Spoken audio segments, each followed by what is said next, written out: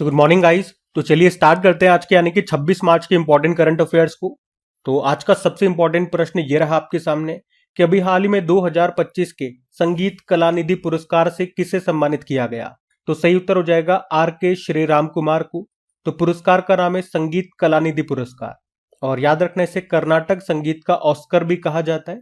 अभी 2025 के लिए किसे दिया गया? आर के श्रीराम कुमार को दिया गया। वे एक वायलिन वादक हैं। तो ये जो संगीत कलानिधि पुरस्कार है ये कर्नाटक संगीत के क्षेत्र में दिया जाने वाला सर्वोच्च पुरस्कार है और मैंने आपको बताया इसे कर्नाटक संगीत का ऑस्कर भी कहा जाता है। कौन देता है? मद्रास संगीत अकादमी के द्वारा ये दिया जाता है। अब यहाँ पे इतना ही नहीं, 2-3 अवार्ड्स इन्होंने और घोषणा की है। 2-3 अवार्ड्स में आपको और बताऊंगा। और ये प्रश्न इंपॉर्टेंट क्यों बोला मैंने स्टार्टिंग में, क्योंकि ये भी 3-4 अवार्ड जो इन्होंने अभी घोषणा की है ना, वो जो आपको मैं सारे बताऊंगा वो सभी के सभी एग्जाम में पूछे जा चुके हैं। मैं आपको उन प्रश्नों की एक बार झलक भी दिखा दूंगा ताकि आपको ये पता चल सके कि इस तरह के प्रश्न एग्जाम में पूछे जा चुके हैं। इसीलिए ये सारे अवार्ड्स आपके लिए इंपॉर्टेंट होंगे। जिसमें पहला हमने पढ़ लिया संगीत कलानिधि पुरस्कार, किसे मिला? आर के श्रीराम कुमार को। इसके अलावा 2025 के लिए नृत्य कलानिधि पुरस्कार भी दिया गया। किसे? उर्मिला सत्यनारायण को। इनका संबंध है भरतनाट्यम से। और ये देखो एग्जाम का प्रश्न है, एसएससी एमटीएस में पूछा गया था। ये उस समय जिसको भी दिया गया था पूछ रहे, उनका नाम नहीं पूछा, पूछा कि उनका संबंध किससे है, किस नृत्य शैली से है। तो उसी तरह से याद रखना, उर्मिला सत्यनारायण का नाम तो याद ही रखना है, उनका संबंध किस नृत्य शैली से है? तो भरतनाट्यम से। इसके अलावा 2 तरह के और अवार्ड हैं। संगीत कला आचार्य पुरस्कार, ये 2 जनों को दिया गया, श्यामला वेंकटेश्वरन और टी.आर. गोविंदराजन।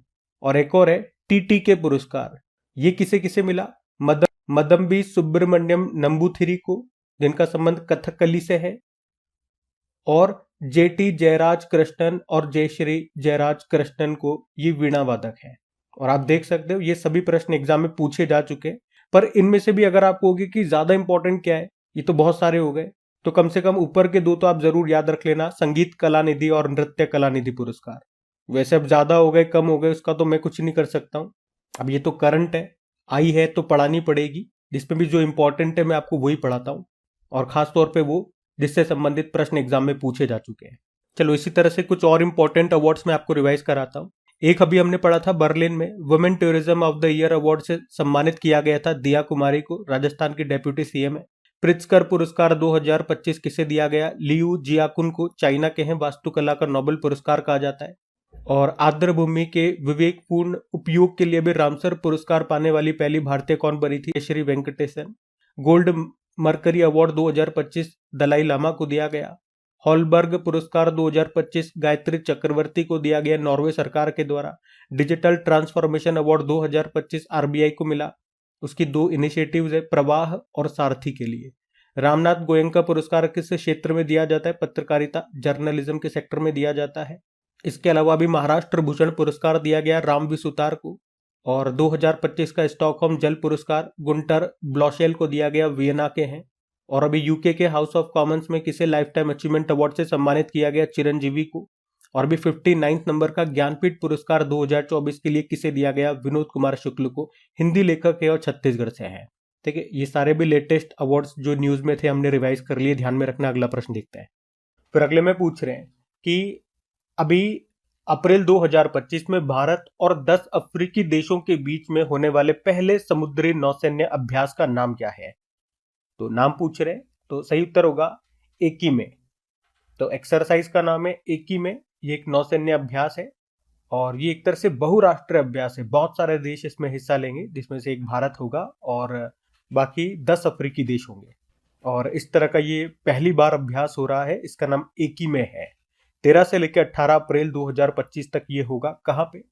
तंजानिया के दार एस सलाम बंदरगाह के पास में, या आप यूं कह सकते हो हिंद महासागर में होगा ये। एकीमे का अर्थ होता है एकता और इसका आयोजन भारत और तंजानिया मिलकर के कर रहे हैं। भारत और 10 अफ्रीकी देश इसमें हिस्सा लेंगे। वो 10 अफ्रीकी देश कौन कौन से हैं वो ये आपके सामने मैंने यहाँ पे लिखा, लेकिन आयोजन कर रहा है कौन कौन? भारत और तंजानिया मिलकर। देखो एकीमे की भी फुल फॉर्म है अफ्रीका इंडिया की मैरीटाइम एंगेजमेंट। अच्छा, इसके अलावा भारतीय नौसेना ने अफ्रीका के साथ एक और पहल शुरू की है, इंडियन ओशन शिप सागर। और इसके अंतर्गत भारतीय नौसेना का एक जहाज है जिसका नाम है INS सुनयना। इसे दक्षिण पश्चिमी हिंद महासागर क्षेत्र में तैनात किया जाएगा 5 अप्रैल से 8 मई तक। और इस जहाज पर भारत के अलावा 9 हमारे जो मित्र देश है उनके नौसेना कर्मी भी होंगे। वो 9 मित्र देश कौन कौन से हैं वो भी आप देख सकते हैं, जैसे Sri Lanka, Maldives, Kenya, Madagascar, Comoros वगैरह।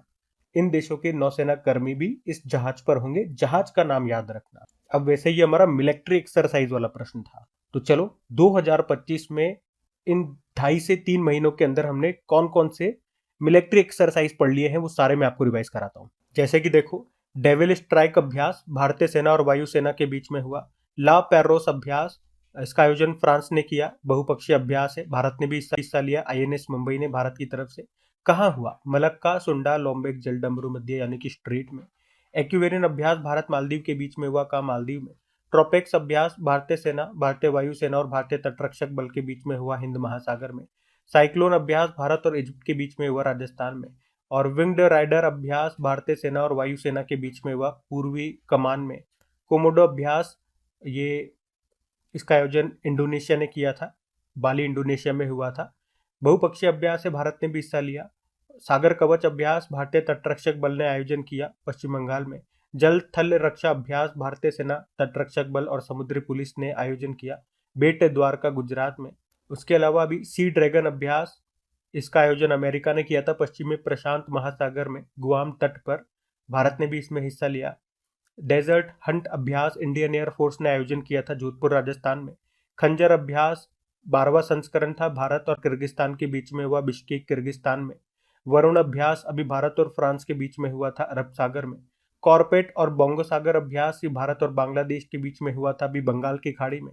धर्मागार्जन अभ्यास 6ठा संस्करण ये भारत और जापान के बीच में हुआ था, अभी जापान में। तो ये इतने एक्सरसाइज अभी तक 2025 के हैं, ये सारे ये हम पढ़ चुके हैं, ध्यान में रखना। अगला प्रश्न देखते हैं। फिर अगले में पूछ रहे हैं, हाल ही में किसे global system for mobile communication association का अध्यक्ष बनाया गया है? तो आंसर होगा गोपाल विट्ठल को। Global system for mobile communication association की पहले अगर हम बात करें तो ये एक वैश्विक संगठन है जो मोबाइल नेटवर्क ऑपरेटरों का एक संघ है, आप कह सकते हो। जैसे हम कई बार पढ़ते हैं ना कि भारत में बैंकों का एक संघ होता है जिसे भारतीय बैंक संघ बोला आपने। भारत में टायर कंपनियों का एक संघ हो गया जिसे हम आत्मा बोलते हैं, टायर मैन्युफैक्चरिंग एसोसिएशन। तो उसी तरह से ये ग्लोबली है, पूरे विश्व में मोबाइल कम्युनिकेशंस जो ऑपरेटर्स होते हैं उनका एक संघ है, और उसी का अभी अध्यक्ष बनाया गया है गोपाल विट्ठल को। वैसे ये वर्तमान में भारतीय एयरटेल के वाइस चेयरमैन और मैनेजिंग डायरेक्टर है। ये प्रश्न इसलिए भी इंपॉर्टेंट होता है हमारे लिए क्योंकि इस पद पर आने वाले वो दूसरे भारतीय हैं। तो इनसे पहले भारतीय कौन रह चुके हैं इस पद पर? सुनील मित्तल 2017 और 18 में इस पद पर वो बने हुए थे, और अब दूसरे भारतीय बन गए हैं इस पद पर आने वाले गोपाल विट्ठल। तो नाम इंपॉर्टेंट रहेगा। वैसे इसकी बात करें, global system for mobile communication association की इसकी स्थापना होती है 1995 में और हेडक्वार्टर मिलेगा लंदन, यूके में। चलो ठीक है, कुछ और अपॉइंटमेंट्स वाले, नियुक्तियां वाले जो प्रश्न है मैं आपको रिवाइज कराता हूँ। ये सारे 2025 की है, लेटेस्ट। अभी अंजू राठी राणा पहली महिला विधि सचिव लॉ सेक्रेटरी बनी। गवर्नमेंट ई मार्केट प्लेस के CEO अजय भादु बने थे, और अजय सेठ के बारे में हमने पढ़ा था, वो हमारे नए वित्त सचिव फाइनेंस सेक्रेटरी बने हैं। तो ये 2 अजय हैं, ध्यान रखना दोनों को। भारतीय वायुसेना की जगुआर स्क्वाड्रन की पहली महिला पायलट तनुष्का सिंह बनी। HPCL के नए CMD विकास कौशल बने। और टेफे के उपाध्यक्ष बनी थी डॉक्टर लक्ष्मी वेणु। टेफे क्या है? Tractor and farm equipment limited company है। अंधेपन से लड़ने के लिए विजन 2020 इंडिया का सद्भावना राजदूत ग्लोबल एम्बेसडर बनाया था कृष्णमाचारी श्रीकांत को। आत्मा, ये आ गया ना, ऑटोमोटिव टायर मैन्युफैक्चरर्स एसोसिएशन, इसके अभी नए अध्यक्ष अरुण मामेन बने। टाटा कम्युनिकेशन के अध्यक्ष N गणपति सुब्रमण्यम। भारतीय बैंक संघ के CEO अतुल कुमार गोयल। और अभी इंटरनेशनल ओलंपिक कमेटी की पहली महिला अध्यक्ष कौन बनी थी? क्रिस्टी कोवेंट्री बनी थी, जो कि जिम्बाब्वे से है। ये इंपॉर्टेंट नाम रहेगा, याद रखना। वैसे अभी दिल्ली की जो मुख्यमंत्री है वो दिल्ली की चौथी महिला मुख्यमंत्री है, बीजेपी पार्टी की रेखा गुप्ता इनका नाम है। नए वित्त सचिव अजय सेठ हमने देख लिया, जो कि रेवेन्यू सेक्रेटरी भी है, और अजय भादु गवर्नमेंट टी मार्केट प्लेस के CEO, ये नाम हमने ऊपर ही पढ़ लिया। ये सब ध्यान में रखना। अगला प्रश्न देखते हैं। फिर अगले प्रश्न में पूछ रहे हैं कि अभी हाल ही में ट्यूनीशिया के नए प्रधानमंत्री के रूप में अभी किसे नियुक्त किया गया है? तो आंसर होगा सारा जाफरानी ज़ेंजरी को। तो अभी ट्यूनीशिया के जो प्रेसिडेंट है कौन, कैस सैयद, अभी उन्होंने ही सारा जाफरानी को नए प्रधानमंत्री के रूप में अपॉइंट किया है। और उन्होंने किनका स्थान लिया, कामिल मद्दोरी का। पिछले साल ही ये नए प्रधानमंत्री बने थे, लेकिन अभी इनको बर्खास्त कर दिया और उनके स्थान पे नए प्रधानमंत्री बना दिया, किसको, सारा जाफरानी को। देखो ट्यूनीशिया की कैपिटल क्या होती है, ट्यूनीशिया की कैपिटल होती है ट्यूनिस और यहाँ की करेंसी होती है ट्यूनिशियन दिनार। अब मैं आपको इस तरह के अपॉइंटमेंट रिवाइज कराऊंगा जहां पे हमने पढ़े थे अभी किसी देश में नए प्रधानमंत्री बने, नए प्रेसिडेंट बने। और इसी तरह का अभी कल भी मैंने आपको एक शीट रिवाइज कराई थी, तो अभी मैं दूसरी वाली शीट आपको रिवाइज करा रहा हूं। मतलब कल मैंने जो आपको रिवीजन करवाया था उसमें हमने बिल्कुल लेटेस्ट वाले देखे थे, अब उससे थोड़े पुराने वाले देखेंगे। मतलब जो नवंबर दिसंबर के आसपास के अपॉइंटमेंट जो हुए थे वो मैं आपको रिवाइज करा रहा हूं, ध्यान से सुनना। जैसे कि देखो, बोत्सवाना के राष्ट्रपति कौन बने थे, डुमा बोको। मॉरिशस के प्रधानमंत्री नवीन राम गुलाम। एशियन डेवलपमेंट बैंक के 11वें प्रेसिडेंट मसातो कांडा। वियतनाम के राष्ट्रपति लुओंग कुओंग। इंडोनेशिया के राष्ट्रपति प्रबोवो सुबियांतो जो अभी रिपब्लिक डे पे आए थे हमारे यहाँ। श्रीलंका के प्रधानमंत्री हरिनी अमरसूर्या। श्रीलंका के प्रेसिडेंट अनुराग कुमारा दिसानायके। अल्जीरिया के राष्ट्रपति अब्देल मदजीद तेब्बोने। थाईलैंड के प्रधानमंत्री पेंटोक नशिनावात्रा। एस्टोनिया के प्रधानमंत्री क्रिस्टन मिशेल और ईरान के प्रेसिडेंट मसूद पेजेस्कियान बने थे। तो ये सारे ध्यान में रखना। अगला प्रश्न देखते हैं। फिर अगले में पूछ रहे हैं कि अभी हाल ही में शिग्मो उत्सव ये कहां पर मनाया गया, तो आंसर हो जाएगा गोवा में। तो शिग्मो उत्सव ये गोवा में मनाया जाता है और आप कह सकते हो ये एक वसंत उत्सव है जो कि गोवा की संस्कृति और विरासत और परंपराओं को दर्शाता है। और ये 15 दिनों तक चलता है ये उत्सव। अभी 15 मार्च को शुरू हुआ, 29 मार्च तक ये मनाया जाएगा। तो याद रखेंगे शिग्मो उत्सव का संबंध किससे है, गोवा से है। अब बात गोवा की है तो ले चलते हैं आपको गोवा। ये रहा मैप में गोवा। देखो गोवा की कैपिटल होती है पणजी जो कि मांडोवी नदी के किनारे है। मुख्यमंत्री प्रमोद सावंत हो गए, गवर्नर है पीएस श्रीधरन पिल्लई। और गोवा मुक्ति दिवस लिबरेशन डे 19 दिसंबर को मनाया जाता है। अब गोवा से ही संबंधित कुछ करंट अफेयर्स के प्रश्न मैं आपको रिवाइज कराऊंगा। और याद रखना जो गवर्नर है पीएस श्रीधरन पिल्लई, इन्होंने 3 बुकें लिखी थी, उनके नाम है heritage of Goa, when parallel line meets और एंटे प्रिय कविता काल। ये बुकें लिखते रहते हैं। गोवा के अभी मानकुरा दाम को, गोवा बेबिंका को, गोवा के काजू को जीआई टैग मिला था। किस राज्य में भारत का पहला प्रकाश स्तंभ उत्सव मनाया गया, गोवा।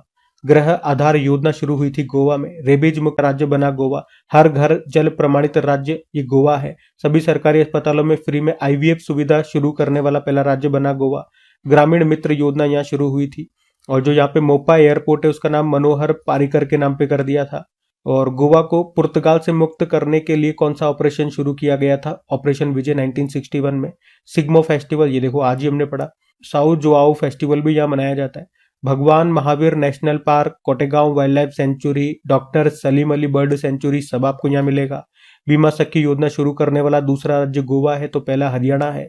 10वां विज्ञान 5 विज्ञान फिल्म महोत्सव 2025 हुआ था गोवा में। और अभी जो मोपा इंटरनेशनल एयरपोर्ट है, सर्विस सेक्टर कैटेगरी में प्रतिष्ठित सर्वश्रेष्ठ सुरक्षा पुरस्कार यानी कि गोल्डन ट्रॉफी ये प्राप्त करने वाला भारत का पहला एयरपोर्ट बना था। ठीक है, तो ये सब बातें गोवा से हमने पढ़ ली है, ध्यान में रखना। अगला प्रश्न देखते हैं। फिर अगले प्रश्न में पूछ रहे हैं अभी हाल ही में भारतीय पुरातत्व सर्वेक्षण ने लगभग 110 मेगालिथ किस राज्य में खोजे हैं, तो आंसर होगा केरल। अच्छा, मेगालिथिक मतलब इसका मतलब बड़े पत्थरों की संरचनाओं से है जो पूरे भारत में विशेष रूप से साउथ इंडिया में पाई जाती है। तो अभी इसी तरह से आर्कियोलॉजिकल सर्वे ऑफ इंडिया ने केरल में ही लगभग 110 मेगालिथियों की खोज की है। केरल के पलक्कड़ में मलमपूजा बांध के पास ही किए गए पुरातात्विक उत्खनन के दौरान अभी बड़ी संख्या में मेगालिथिक स्ट्रक्चर्स की खोज की गई है। ये संरचनाएं मुख्य रूप से ग्रेनाइट स्लैब्स और स्टोन से बनी है। तो कहां पे खोज की गई है, केरल में। केरल की हम बात करेंगे उससे पहले आर्कियोलॉजिकल सर्वे ऑफ इंडिया की बात करते हैं। भारतीय पुरातत्व सर्वेक्षण की जिसकी स्थापना होती है 1861 में। इसके फाउंडर थे अलेक्जेंडर कनिंगम, वो इसके पहले अध्यक्ष थे या पहले डायरेक्टर जनरल। ये संस्कृति मंत्रालय के अंतर्गत काम करता है। वर्तमान में इसके डायरेक्टर जनरल कौन है, यदुबीर सिंह रावत है। अब केरल में खोजे गए तो ये रहा मैप में केरल। देखो केरल की कैपिटल तिरुवनंतपुरम होती है। मुख्यमंत्री पिनाराई विजयन हो गए, गवर्नर है राजेंद्र विश्वनाथ अर्लेकर। यहाँ का राजकीय पशु हाथी है, पक्षी है ग्रेट हॉर्नबिल, पुष्प है कोनिकोना, वृक्ष है नारियल का, फल है कटहल, मछली है green chromide. Silent Valley National Park, Periyar National Park, Eravikulam National Park, Anamudi Shola National Park आपको यही मिल जाएगा। यहाँ पे इडुक्की डैम आपको मिलेगा पेरियार नदी पर। 2 क्लासिकल डांसेज हो गए, कथकली, मोहिनीअट्टम। क्लासिकल लैंग्वेज मलयालम हो गई। कुछ फेस्टिवल्स है, ओणम, त्रिशूरपुरम, अट्टुकल पोंगल, मकर विलक्कू, विशु उत्सव। पहला अंतरराष्ट्रीय समुद्र तट महोत्सव भी यहाँ पे मनाया गया था। एक बार एग्जाम में प्रश्न आया था, केरल का कौन सा त्योहार नए साल का प्रतीक है? इसी तरह से आया था प्रश्न। विशु उत्सव है। केरल के समुद्री तट को मालाबार तट कहते हैं। तमिलनाडु के समुद्री तट को कोरोमंडल तट कहते हैं। केरल को मसालों का बाग भी कहा जाता है। सबरीमला टेम्पल आपको यहाँ पे मिल जाएगा। आओ कुछ करंट अफेयर्स के प्रश्न आपको रिवाइज करवाए। अभी 78वीं 78 नंबर की संतोष ट्रॉफी 2024-25 को पश्चिम बंगाल ने जीता था, केरल हार गया था। केंद्र सरकार ने केरल के वायनाड में हुए भूस्खलन त्रासदी को गंभीर प्रकृति आपदा घोषित किया था। पश्चिमी घाट की सबसे ऊंची चोटी अन्नामुडी केरल में आपको मिलेगी। केंद्रीय नारियल अनुसंधान संस्थान सेंट्रल कोकोनट रिसर्च इंस्टीट्यूट ये आपको मिलेगा केरल में। कवचम अभी शुरू किया था केरल ने ही। और गो समृद्धि मवेशी बीमा योजना भी यहाँ शुरू हुई थी। अट्टुकल पोंगल उत्सव केरल में मनाया गया, 10 दिनों का त्योहार होता है। और इसी तरह से पोंगल तमिलनाडु में होता है, ये 4 दिनों का होता है। वरिष्ठ नागरिक आयोग स्थापित करने वाला पहला भारतीय राज्य ये केरल बना था। ये सब हमने केरल से पढ़ा। अभी 2025 के करंट अफेयर्स हैं ये केरल से, ध्यान में रखना। अगला प्रश्न देखते हैं। फिर अगले प्रश्न में पूछ रहे हैं कि मार्च 2025 में भारत सरकार ने संसद सदस्यों के वेतन में कितने प्रतिशत की वृद्धि की है? तो आंसर होगा 24%। तो अभी भारत सरकार ने संसद सदस्यों के वेतन, भत्ते और पेंशन को बढ़ा दिया है और ये बढ़ी हुई सैलरी 1 अप्रैल 2023 से लागू होगी। तो अब कितना हो जाएगा इनका वेतन? 1 लाख रुपए प्रति महीने से बढ़कर 1,24,000 प्रति महीना हो जाएगा। और ये बढ़ोतरी कोस्ट इन्फ्लेशन इंडेक्स लागत मुद्रास्फीति सूचकांक के आधार पर की गई है। तो एक बार मैं आपको बता दूं, सांसदों की जो वेतन है अभी तक 1 लाख रुपए थी, अब 1 लाख से बढ़ के 1.24 लाख रुपए हो जाएगी प्रति महीना। कितनी बढ़ोतरी हुई है प्रतिशत में आप देखोगे तो 24%। दैनिक भत्तों में, डेली अलाउंसेज में जो अभी तक थे 2,000 रुपए, अब वो बढ़ के 2,500 रुपए हो गए, 2,500 रुपए। इसमें 25% की वृद्धि देखी गई। पेंशन की बात करें, 25,000 रुपए थी, अब बढ़ के 31,000 रुपए हो गई। इसमें कितने प्रतिशत की वृद्धि हुई? 24% की वृद्धि। तो सांसदों के वेतन और अन्य लाभों को आखिरी बार कब बढ़ाया गया था ये पूछेंगे तो अप्रैल 2018 में। और मैं आपको बता दूं, संसद सदस्यों के वेतन और अन्य भत्ते संसद द्वारा अधिनियमित संसद सदस्यों के वेतन, भत्ते और पेंशन अधिनियम 1954 द्वारा विनियमित होते हैं। इस अधिनियम को वित्त अधिनियम 2018 द्वारा संशोधित किया गया था और प्रावधान किया गया था कि सांसदों के वेतन और दैनिक भत्ते 1 अप्रैल 2023 से हर 5 साल में इनकी समीक्षा होगी, या यूं कह दें इनमें वृद्धि होगी। अच्छा, जिस तरह से मैंने अभी आपको एक लाइन बताई थी कि सांसदों के वेतन में ये जो बढ़ोतरी हुई है या ये जो बदलाव हुआ है, ये किसके आधार पर हुआ? कोस्ट इन्फ्लेशन इंडेक्स लागत मुद्रास्फीति सूचकांक के आधार पर। इसी तरह से औद्योगिक श्रमिकों के वेतन में बदलाव किस सूचकांक के आधार पर होता है? तो उपभोक्ता मूल्य सूचकांक, कंज्यूमर प्राइस इंडेक्स। तो प्रश्न हमारा क्या था कि भारत सरकार ने संसद सदस्यों के वेतन में कितने प्रतिशत की वृद्धि की है? तो प्रतिशत भी याद रखना, 24%। ठीक है, अगला प्रश्न देखते हैं। फिर अगले प्रश्न में पूछ रहे हैं कि अभी हाल ही में टाटा मोटर्स ने किसे अपना ब्रांड एम्बेसडर बनाया है? तो आंसर होगा विक्की कौशल को। तो सिंपल सा याद रखना है, टाटा मोटर ने अभी एक्टर हैं जो विक्की कौशल, और अभी इन्हीं को अपने पैसेंजर और इलेक्ट्रिक व्हीकल रेंज के लिए ब्रांड एम्बेसडर बनाया है। अच्छा, इसी तरह से कुछ और इंपॉर्टेंट ब्रांड एम्बेसडर जो हाल ही में बनाए गए वो मैं आपको रिवाइज कराता हूँ। अभी यूनाइटेड नेशन रेफ्यूजी एजेंसी ने गुडविल एम्बेसडर बनाया था थियो जेम्स को, यूके के एक्टर है। यूनिसेफ इंडिया ने करीना कपूर खान को बनाया था। यूरोग्रिप टायर के ब्रांड एम्बेसडर MS धोनी बने थे। Global ambassador of denim brand Levi's, उसके बने थे दिलजीत दोसांझ। फेडरल बैंक की बनी थी विद्या बालन। फ्रांस की नारिका कंपनी, उसने साइना नेहवाल को बनाया था जो हमारी बैडमिंटन प्लेयर है।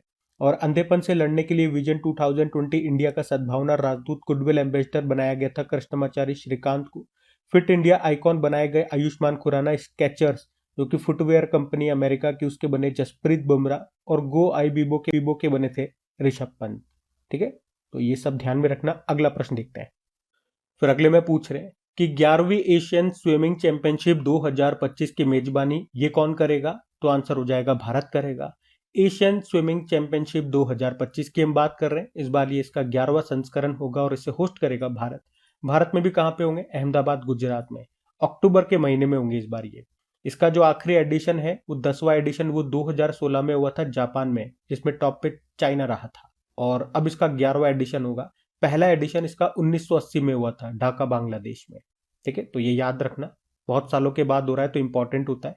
अब टूर्नामेंट की बात है तो कुछ स्पोर्ट से ही संबंधित कुछ टूर्नामेंट्स में आपको रिवाइज कराता हूँ, जो या तो होने वाले हैं या हो चुके हैं। वो हम देखेंगे उनके वेन्यू, उनके स्थल, कि किस कंट्री ने होस्ट किया या करेगा।